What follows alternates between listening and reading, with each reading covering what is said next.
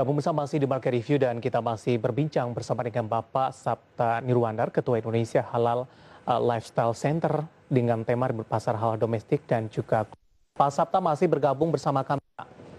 Ya, Ya, Pak Sapta, tadi di segmen sebelumnya kita sudah bahas background kondisi atau updatean terkini industri halal dan juga pasar halal sebelum pandemi dan sesudah pandemi. Nah, tadi juga sempat Anda sebutkan produk halal impor di Indonesia dalam beberapa waktu terakhir ini cukup mengalami peningkatan yang signifikan, begitu Pak Sapta. Bagaimana Anda melihat kondisi ini terjadi, Pak? Apakah memang kita cukup kesulitan untuk memenuhi kebutuhan dari dalam negeri, ataupun mungkin ada beberapa regulasi tertentu, Pak, yang memang ini menyebabkan produk halal impor membanjiri dari produk domestik? ada dua hal begitu, Mas. Yang pertama, produk kita itu sebagian besar bahan bakunya impor.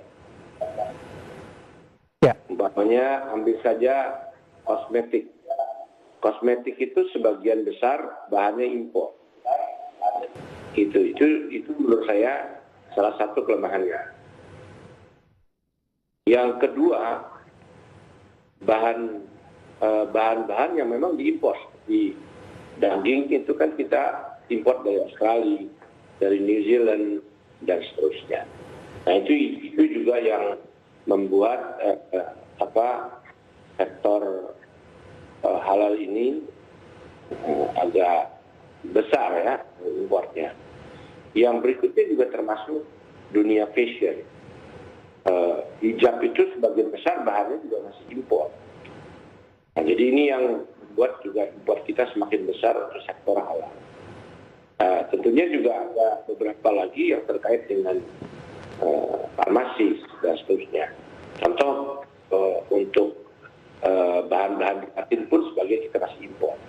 Itu Mas yang membuat kita masih tergantung produk kita dengan impor. Baik, kondisi ini sudah berlangsung berapa lama, Pak Sapta? Apa? Kondisi ini sudah berlangsung berapa lama dengan ketergantungan Indonesia terhadap bahan baku, kemudian juga bahan-bahan lainnya untuk impor produk halal?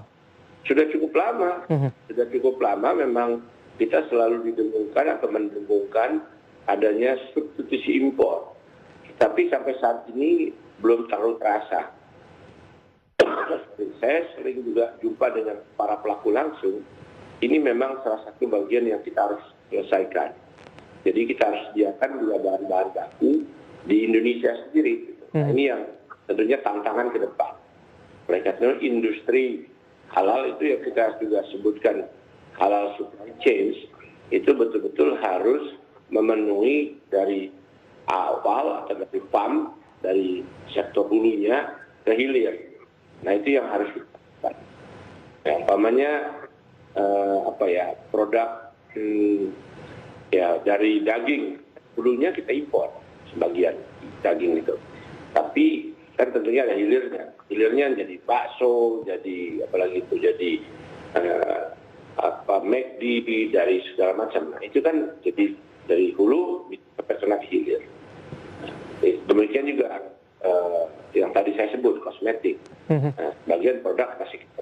Nah kalau itu dikaitkan dengan nilai rupiah, tentunya impor itu dolar. Jadi ini juga pasti akan mempunyai pengaruh competitiveness kita. Oke. Untuk produk jadi ada yang impor juga tidak, Pak? Selain dari bahan baku yang Anda sebutkan tadi. Kalau produk jadi kita tentunya melihat seperti tentunya yang terkait dengan beberapa produk yang luxurious, itu pasti kita ada sebagian impor juga. Ya, itu yang kita lihat. Bahkan kalau kita lihat deretan hijab aja, itu hijab luxurious itu adalah branding terkenal seperti Ricci, seperti Michael Kors, dan itu pasti segmen ini akan juga mengimpor produk-produk yang seperti itu.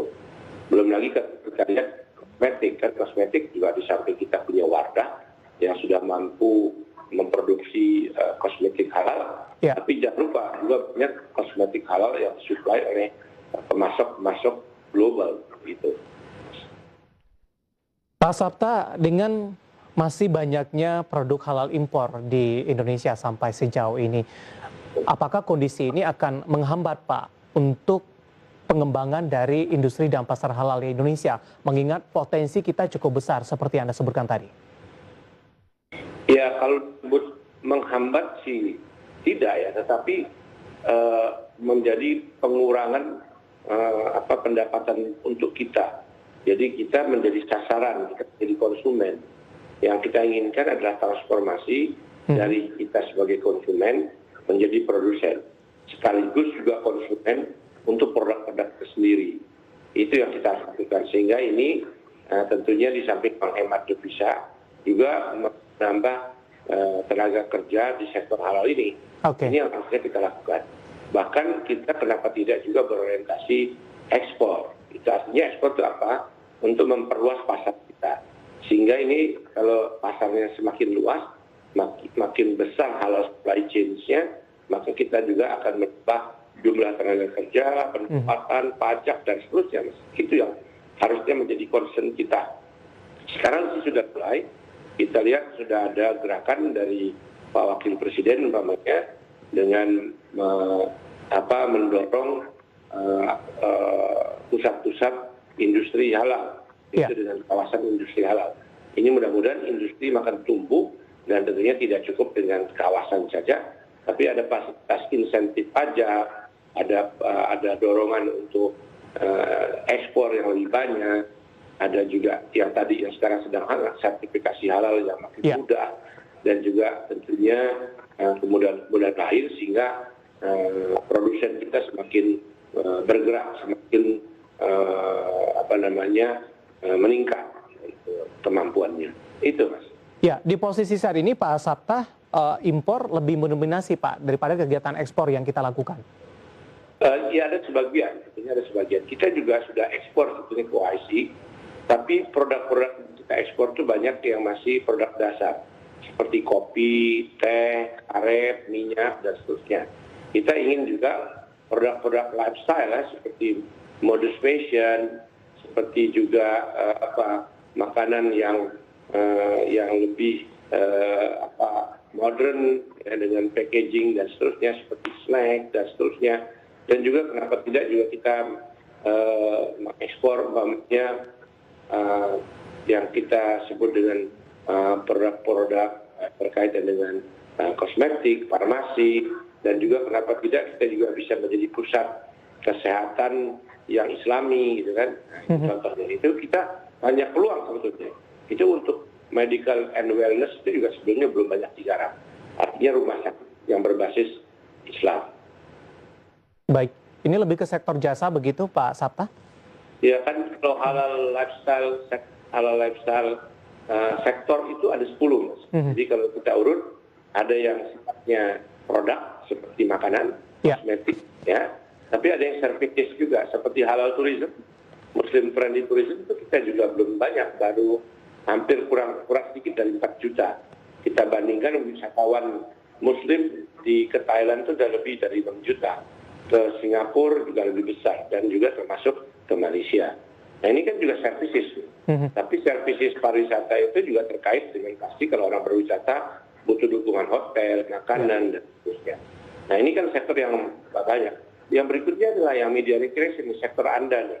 Adalah apa yang disebut media recreation itu adalah produk-produk IT seperti games, ya kan? Seperti musik dan seterusnya. Ini juga industri kreatif. Ini juga Islam itu sangat kental dengan itu. Termasuk juga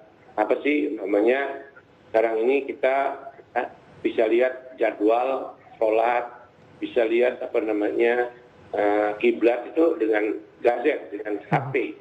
Ini kan juga produk-produk kreasi yang IT, Mas. Ini kan juga banyak. Belum lagi kita sekarang dengerin ceramah dari Yai Ustadz itu kan pakai YouTube, pakai Instagram dan seterusnya. Ini kan produk yang sekarang juga kita harus lihat, terutama untuk generasi milenial. Mereka kan tidak lagi melihat itu dalam bentuk yang klasik, yang lama, kan bentuk-bentuk yang baru melalui media sosial, Instagram, dan turunan lainnya. Baik, Pak Sabta, saya cukup tertarik ini Pak di sektor jasa, terutama untuk dari sisi wisata halal begitu Pak. Tadi pun juga sempat Anda singgung sebenarnya Malaysia juga sudah menerapkan seperti itu, bahkan dari beberapa negara yang muslimnya tidak mayoritas seperti Indonesia, seperti Korea Selatan ini juga sudah menerapkan wisata halal dan potensi pasarnya juga cukup besar begitu. Bagaimana Anda melihat perkembangan di Indonesia sampai sejauh ini Pak untuk dari sisi wisata halal, perkembangannya, kemudian juga beberapa indikator pendukungnya dari sisi regulasi mungkin, infrastruktur, kemudian juga dari beberapa hal lainnya, Pak Sabta? Betul, betul sekali itu pertanyaan yang sangat bagus ya. Memang kalau kita lihat dari atraksinya atau daya tariknya untuk wisata umum dan wisata halal Indonesia itu sangat besar. Dan kita punya alam yang indah, kita punya budaya yang adiluhung, termasuk juga warisan budaya yang terkait dengan Islam. Ini banyak. Belum lagi kalau kita lihat juga yang terkait dengan dunia sejarah kita. Ini juga menurut saya suatu hal yang menarik. Nah, ini yang kita lihat. Nah, lantas apa yang menjadi bagian kekurangannya? Yang pertama, kita itu masih menganggap halal tourism atau Muslim friendly tourism itu sesuatu yang agak ya katakanlah menakutkan gitu. Kenapa? Karena persepsinya sulit dan seterusnya. Padahal kita lihat secara esensial, secara mendasar, wisata halal itu adalah pelayanan tambahan atau kita lebih kerennya extended services bagi Muslim travelers, bagi pelancong Muslim. Mengapa? Karena orang Muslim kalau jalan atau berjalan-jalan atau berwisata itu dia butuh sholat, dia butuh makanan, dia butuh tempat yang tentunya baik dan seterusnya. Nah ini kan tentunya disesuaikan kebutuhan itu yang disebut dengan pelayanan. Nah ini yang kita masih menganggap hal ini biasa-biasa saja. Padahal ini adalah pelayanan tidak hanya untuk Muslim travelers dari luar negeri atau wisman, tapi juga buat orang Indonesia sendiri. Nah oleh karena itu tadi Anda menyebut Korea dan bahkan Thailand itu sangat jeli untuk menyiapkan pelayanan utama hotel. Mereka siapkan hotel di Thailand itu banyak hotel sampai yang berbintang 5 yang Muslim friendly hotel. Ya, artinya dia menyediakan makanan halal, ada tempat sholat, ada sajadah dan seterusnya. Nah ini kan menyenangkan dan menyamankan buat bagi pelancong Muslim. Nah di Korea bahkan lebih maju juga, dia ada online informasi tentang restoran, tentang hotel dan seterusnya. Sehingga kalau kita klik mencari hotel restoran halal itu mudah. Di Taiwan juga seperti itu. Nah ini yang perlu kita galakkan, kita informasikan. Nah contohnya di Jakarta sudah lumayan kalau kita ke mall-mall itu semua sudah ada musola, sudah ada tempat-tempat ibadah yang sangat nyaman, sehingga orang yang berbelanja itu tidak perlu pulang pada waktu kalau ada asar, maghrib, dan seterusnya. Nah itu contohnya betapa pentingnya services untuk halal tourism itu. Ini yang kita harapkan di Indonesia terjadi seperti itu. Baik, Pak Sabta, semakin menarik, kita masih punya satu segmen lagi Pak. Kita terlebih dahulu di segmen selanjutnya nanti kita akan coba bahas bagaimana Anda melihat dukungan pemerintah untuk mendorong dari industri dan pasar halal di Indonesia. Tadi pun juga sempat Anda singgung yang paling hangat dibincangkan adalah dari Omnibus Law, Undang-Undang Cipta Kerja, sertifikasi halal. Nanti juga kita akan singgung sedikit Pak Sabta. Kita akan jeda terlebih dahulu dan pemirsa kami akan segera kembali usai jeda berikut ini.